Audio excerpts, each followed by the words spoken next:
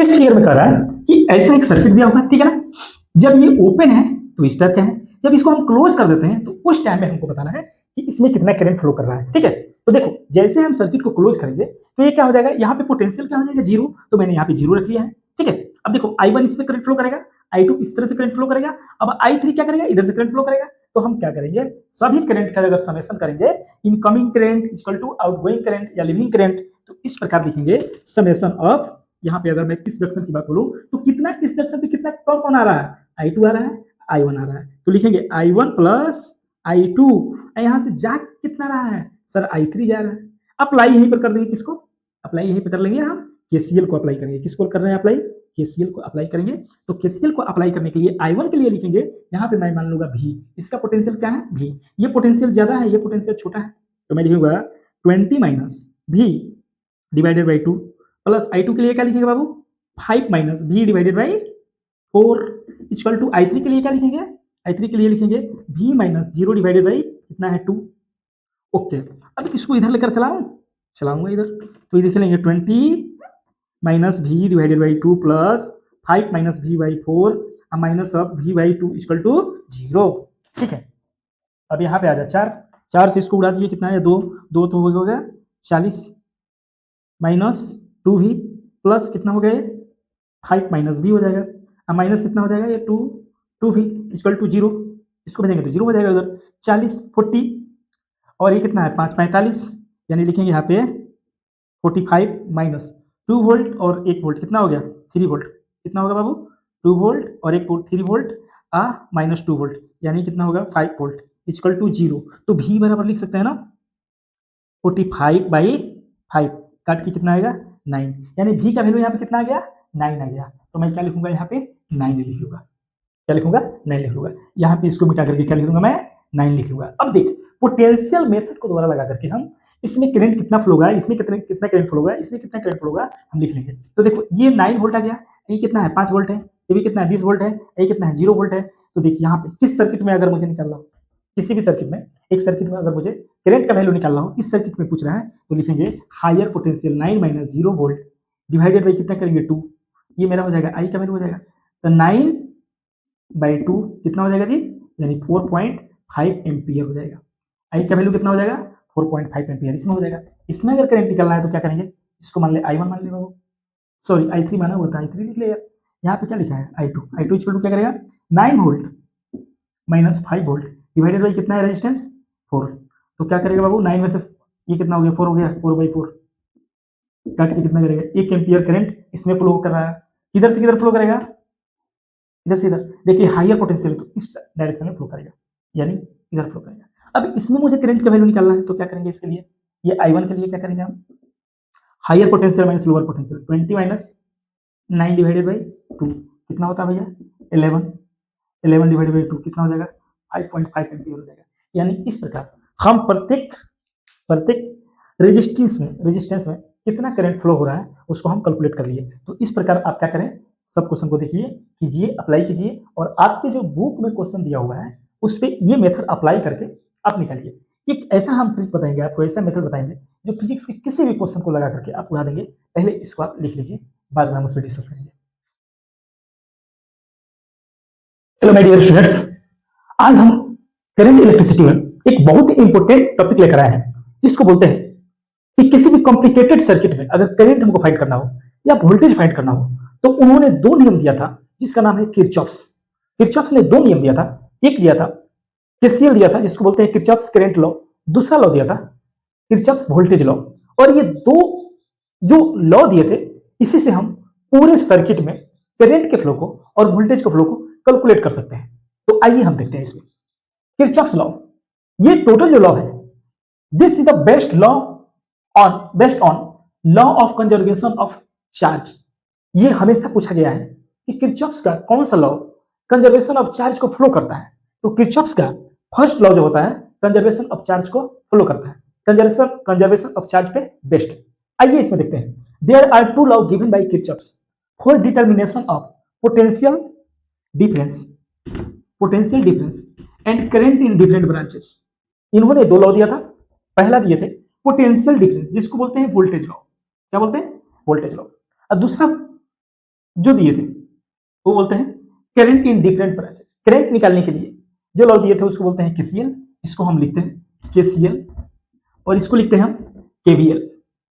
KVL जहां पे potential की बात आएगी उसको हम बोलते हैं केवीएल, और जहां पर करंट निकालना होगा वहां पे लगाएंगे केसीएल। ठीक है, किसी भी कॉम्प्लिकेटेड नेटवर्क में इसको हम अप्लाई करेंगे और वहां से हम वोल्टेज और करंट को आसानी से कैलकुलेट कर सकते हैं। आइए, किरचॉफ्स फर्स्ट लॉ जो होता है, किरचॉफ्स का जो पहला नियम है, उन्होंने स्टेटमेंट दिया था किरचॉफ साहब ने, this law is known as junction law, और इसी नियम को हम जंक्शन नियम भी कहते हैं, जंक्शन लॉ भी कहते हैं। अगर किरचॉफ्स फर्स्ट लॉ हम नहीं लिखे हो कहीं पे, लिख दे सिर्फ जंक्शन लॉ, तो आपको समझ जाना है कि किरचॉफ्स का पहला नियम है वो। और करंट लॉ इसको बोलते हैं केसीएल, इसी को बोलते हैं केसीएल। तो केसीएल जो होता है किरचॉफ्स का पहला लॉ होता है, ठीक है ना। According to it in an electric circuit, इनके द्वारा किसी भी इलेक्ट्रिक सर्किट में the algebraic sum of current meeting at any junction, कह रहा कि जितने भी करंट को जो आ रहा है या जा रहा है सबको हम अगर सम कर देते हैं, ठीक है ना, any junction in the circuit is zero, तो जितना भी हम सम करेंगे ना, कोई करंट आ रहा है, जितना भी करंट आ रहा है उस सर्किट पे, उस जंक्शन पे, किसी पॉइंट पे, तो सबको जोड़ करके हम जीरो के बराबर लिख सकते हैं। ठीक है, या इसको और आसान भाषा में तोड़ के बोला गया कि sum of the current entering the junction is equal to sum of the current leaving the junction. कितने करंट किसी जंक्शन पे आ रहे हैं और कितने करंट किसी जंक्शन से जा रहे हैं, दोनों बराबर होंगे, जितना आएंगे उतना ही जाएंगे। ठीक है, अब इस बात को समझने के लिए हमारे पास एक डायग्राम होना चाहिए। ये है मेरे पास एक सर्किट है, ये वाला एक सर्किट है, ये वाला भी एक सर्किट हो गया आपका, ये रेजिस्टेंस हो गया, ये वाला भी हो गया। अब देखिए कहता है क्या, यहां पे जितने करंट आएंगे उतना ही करंट जाएंगे। इससे मान लीजिए इसको बोल दिया मैंने I1, इसको बोल दिया मैंने I2, ठीक है, और इसको बोल दिया मैंने I3, और यहां से ये करंट जा रहा है I4, और ये हो गया I5। तो बोल रहा है टोटल का जो सम हम करेंगे वो क्या हो जाएगा, जीरो के बराबर हो जाएगा। तो पहले आ रहा है उसको लिखिए, कौन कौन आ रहा है, I1 प्लस I2 प्लस, और कौन जा रहा है I3, ये हो रहा है।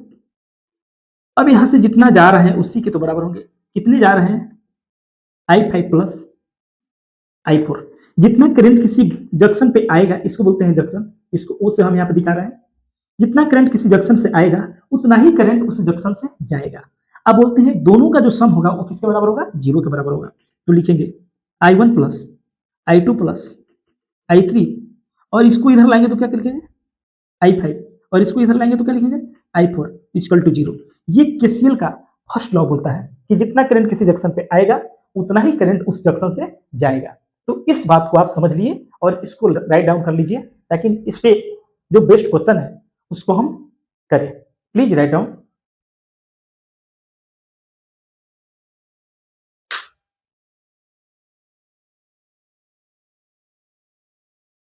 तो देखिए यहाँ पे एक क्वेश्चन है, calculate the value of current I1, I2, I3 and I4। I1, I2, I3 and I4 current का वैल्यू हमको फाइंड आउट करना है in the section of network show in figure. ये जो सेक्शन ऑफ नेटवर्क आपको दिख रहा है फिगर में, इसके हर एक जंक्शन पे हमको करंट का वैल्यू पता करना है, ठीक है ना। तो सबसे पहले क्या करेंगे, अब आपको पता होना चाहिए कि जंक्शन किसे कहते हैं। जंक्शन उसे कहते हैं किसी एक पॉइंट पे दो या दो से अधिक, दो या दो से अधिक अगर सर्किट कनेक्शन है, क्या हो, सर्किट का कनेक्शन है या रेजिस्टेंस का कनेक्शन हो या वोल्टेज हो रेजिस्टेंस हो कुछ भी हो, उसी को क्या बोलते हैं, जंक्शन बोलते हैं। हमको जानना है कि जंक्शन किसे कहते हैं, किसी नेटवर्क में किसी सर्किट में दो या दो से अधिक पॉइंट जहां पर मिलता हो उसी को बोलते हैं जंक्शन। तो देखिए ए जंक्शन है, बी जंक्शन है, सी जंक्शन है और ये डी जंक्शन है। तो हमको अप्लाई करना है यहाँ पे किरचॉफ्स का पहला नियम। किरचॉफ्स का पहला नियम कहता है कि किसी भी जंक्शन पे जितना करंट आएगा उतना ही करंट वहां पे जाएगा। यह बोलेगा कि sum of incoming current equal to sum of leaving current. ठीक है, इस कंसेप्ट को लगा करके सबसे पहले हम ये पॉइंट पे लगाते हैं, किस पॉइंट पे लगाते हैं, ये पॉइंट पे लगाते हैं। तो यहाँ पे लिखेंगे ये पॉइंट के लिए कितना करंट यहाँ से आ रहा है, सर एक ये जा रहा है, बाकी ये इधर से ये जा रहा है, इधर से ये जा रहा है। यहाँ पे ये पे आने वाला करंट कितना है, 50 एम्पियर है, और कोई आ रहा है नहीं है, तो बराबर करेंगे जितना करंट आएगा उतना ही करंट जाएगा उस जंक्शन से। तो जाने वाला करंट कितना कौन है यहाँ पे, I2 है, और कौन है 8 एम्पियर है। तो यहाँ से हम I2 निकाल सकते हैं। तो I2 का वैल्यू हम कैसे निकालेंगे, I2 का वैल्यू निकालेंगे 50 ampere minus 8 ampere equal to हो जाएगा 7 एम्पियर।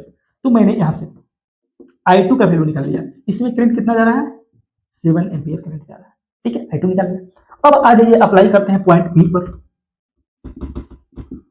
पॉइंट बी पर जंक्शन लॉ लगाएंगे या किरचॉफ्स फर्स्ट लॉ लगाएंगे। तो देखिए यहाँ पे जितने करंट आ रहे हैं, इधर से आ रहा है, एक इधर से आ रहा है, कौन से कौन आ रहा है जी 7 एम्पियर आ रहा है, और कितना आ रहा है 3 एम्पियर आ रहा है, जा कितना रहा है I3 जा रहा है।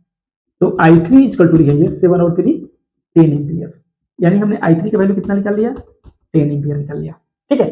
अब इस जंक्शन लॉ को लगाएंगे पॉइंट डी पर। कहां पे लगाएंगे, पॉइंट डी पर जब लगाएंगे जंक्शन लॉ को, तो यहां पे कितना करंट आ रहा है, देखिए 8 एम्पियर वाला आ रहा है, ठीक है, और यहां से जा कितना रहा है, इसका डायरेक्शन इधर 8 एम्पियर वाला आ रहा है, तो 8 एम्पियर लिखेंगे।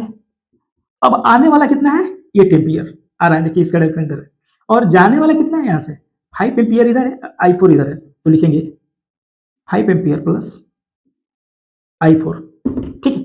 तो देखिए अगर I4 अगर हमको लिखना हो तो क्या लिखेंगे 8 एम्पियर माइनस 5 एम्पियर, तो 8 में से 5 गया कितना बचा 3 एम्पियर, यानी इसमें कितना जा रहा है 3 एम्पियर करंट फ्लो कर रहा है। अब इसी जंक्शन लॉ को हम लगाएंगे पॉइंट सी पर, कहां लगाएंगे अप्लाई करेंगे पॉइंट सी पर अप्लाई करेंगे।